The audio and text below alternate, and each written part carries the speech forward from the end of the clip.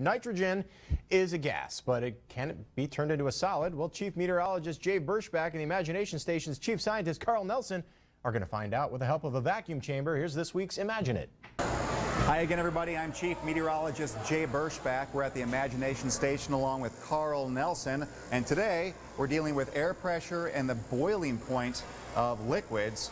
And what you're looking at right now is actually plain water boiling, but it's not at 212 degrees Fahrenheit. Exactly. What's going on, Carl? That water is boiling at room temperature. If you've ever traveled somewhere at a higher altitude and had to bake something or cook something, you notice the cooking instructions are a little bit different.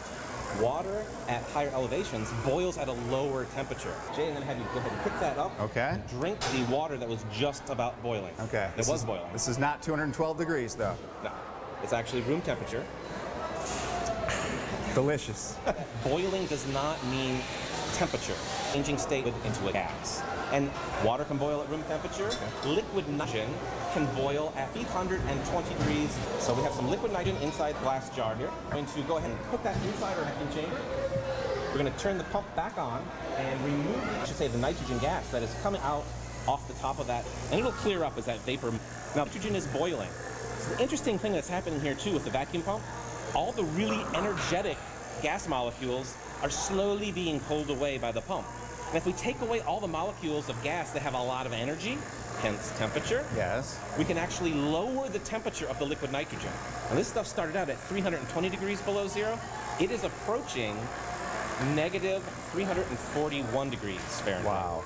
There's a lot of heat energy. We've got to remove those high energy molecules, and we'll begin to see a solid form of nitrogen begin. Here it comes. Here it comes. Here it comes. It's forming solid. We're at the triple point of nitrogen now, 321 degrees below zero. Probably the coldest thing you're ever going to see in your life. Solid nitrogen. Is that not cool? That is so cool. It happened very quickly. It does, yes. As soon as you remove enough of those energetic molecules, it can drop down in temperature. In fact, even the water you drank earlier was slightly cooler than room temperature, because by pumping on something and removing those energetic molecules, you can actually cool the temperature of the liquid. Look at that. That is a very nice lump of solid nitrogen right on the top. Right. It looks like a big ice cube, but it's actually solid nitrogen, which is the most abundant gas in the atmosphere. Correct. Is that correct? Okay. Correct. Amazing. So there you have it, solid nitrogen inside a vacuum chamber. Well, make people think differently about boiling. Next time Yes. they boil some water. It's not about temperature. Right. All about change of state. And we're just changing the pressure. This is not heating or cooling the device via a heating element or a cooling element, just removing the air. Removing those energetic molecules, dropping the temperature of the overall system. That is so cool. That's a nice And still going. Still going. Wonderful. All right. Thank you so much. right. A very neat experiment. For Carl Nelson, I'm Chief Meteorologist Jay Burschbach. That was Imagine It. I bet that guy could make a black hole if he wanted. All right, here's how to check out some of the more experiments. You can head over to the Imagination Station and see them for yourself. They are open from 10 to 5.